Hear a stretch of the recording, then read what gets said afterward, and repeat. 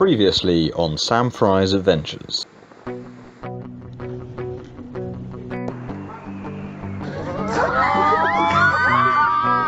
Machu Picchu! This is Venice!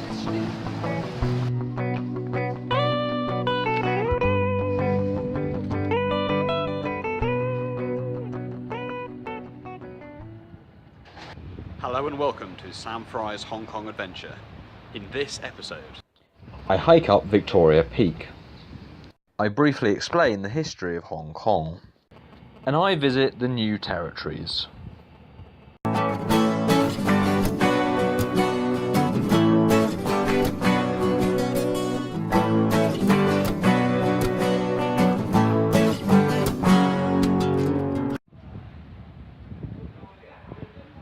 Hong Kong, the place where East meets West. It is densely populated, well developed, and is one of the world's most important financial centres. On the boat. Hong Kong has a nice skyline, which is best viewed from Victoria Peak. So on day one, I hiked up the peak. I started by crossing the harbour to get onto Hong Kong Island. Once on Hong Kong Island, I started the climb on the mid-level escalator and walkway system, a series of outdoor covered escalators. When the escalators changed direction, the walk became much easier. I just had to stand there and enjoy the view.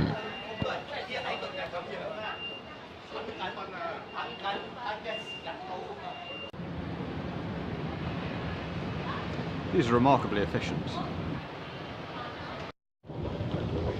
The escalators were built in 1993 as an innovative solution to the problem of traffic congestion in the mid-levels of Hong Kong Island. The escalators have been largely successful at pedestrianising this area, now being used by 85,000 people daily. It certainly makes for a novel commute. After the escalator ended, the walking began. Victoria Peak is the highest mountain on Hong Kong Island, with an elevation of 552 metres above sea level. This is a long way to walk when the temperature is 22 degrees. The peak is one of Hong Kong's main tourist attractions, though not everyone walks up it.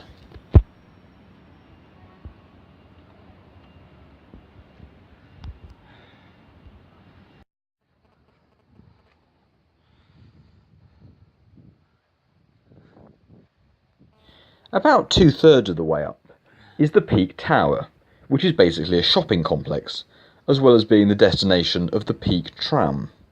From there, you can get excellent views of Hong Kong. Hong Kong has the second highest density of skyscrapers in the world, after New York. It makes for an attractive skyline. For me, the Peak Tower was not the end, as I was determined to get to the top of Victoria Peak.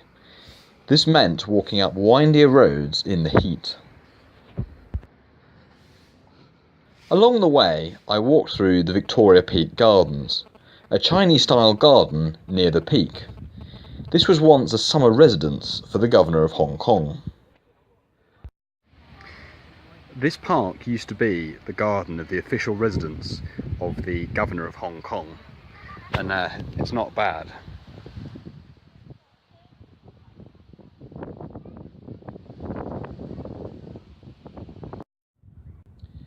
Through the garden, I made it to the summit, or as near as I could get without entering the radio masts.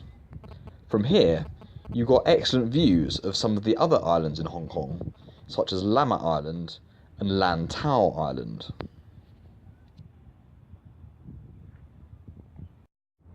So here I am at the top. It's taken about 2 hours to get up here, but it's definitely worth the view.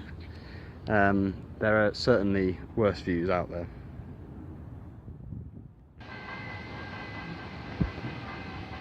On the way down, I took a slightly different route, along the tram track. This meant that I could wave at people who waited ages in the queue to avoid the walk.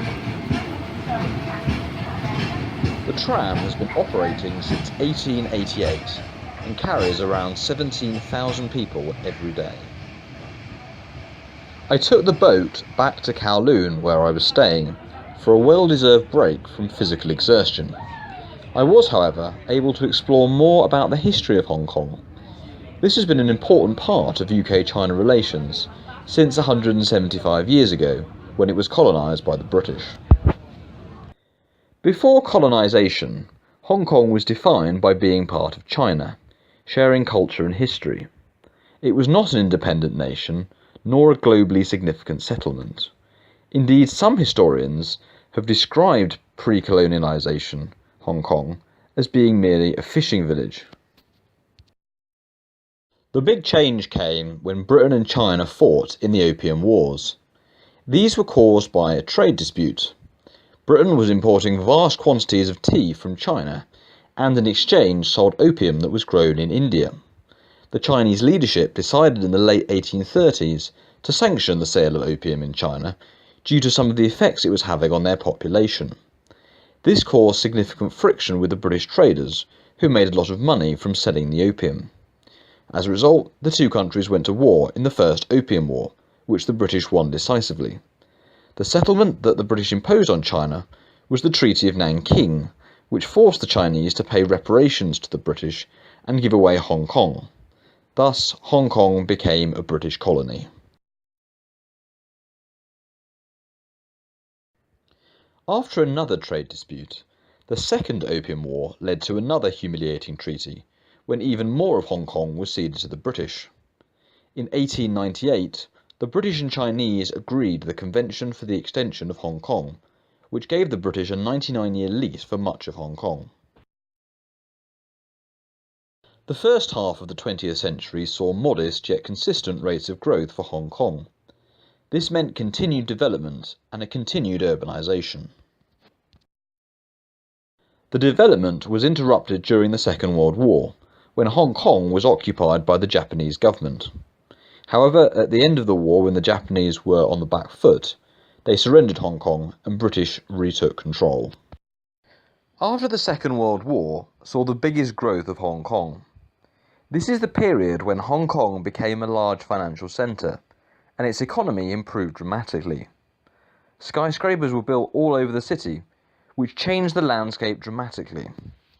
By the 1980s, however, the deadline of the 99-year lease was coming closer, and the two leaders, Margaret Thatcher and Deng Xiaoping, decided to negotiate a deal. After 2 years of heavy negotiation, the UK and China agreed that the whole of Hong Kong would be handed over in 1997, but that the way of life would continue for 50 years afterwards, until 2047. Hong Kong remained relatively stable for 15 years after the handover, and there was little change to the political institutions. However, in 2014, there were protests against what some saw as Chinese interference in their elections. Nevertheless, Hong Kong remains a dynamic and open city which continues to be very different from mainland China. In the next part of my trip, I travelled to the New Territories. This involved taking the train, which is the most popular mode of transport in Hong Kong. I went to the Chinese University of Hong Kong, where I was presenting at a conference. The university is built on a massive hill, which made getting around difficult. Fortunately, however, there was an efficient system of lifts that meant you could move uphill much more easily. The only problem was working out where all the shortcuts were. So I'm at the top of the Chinese University of Hong Kong, and from here you can get an excellent view of the New Territories. The campus itself was rather scenic, with many beautiful features on campus to explore. There were beautiful views of the hilly campus. The campus is the largest of all Hong Kong universities and has all the buildings you would expect of an international university. In the distance you can see Sha Tin, a nearby new town that has been developed since the 1970s and will eventually have a population of 750,000 people. There was also a promenade by the sea where you can walk by Tolo Harbour. Like many of my other travels, this offers good views of a number of mountains and towns. In some ways, it was a shame that my visit to Hong Kong was only a week. It really is a fascinating place, with a rich history, friendly people and stunning scenery. It is absolutely no surprise that Hong Kong ranks in the top 10 for most popular cities in the world to visit for tourists. This had been a great trip and a worthy addition to my previous adventures. I've really enjoyed my time in Hong Kong. I've had a great adventure.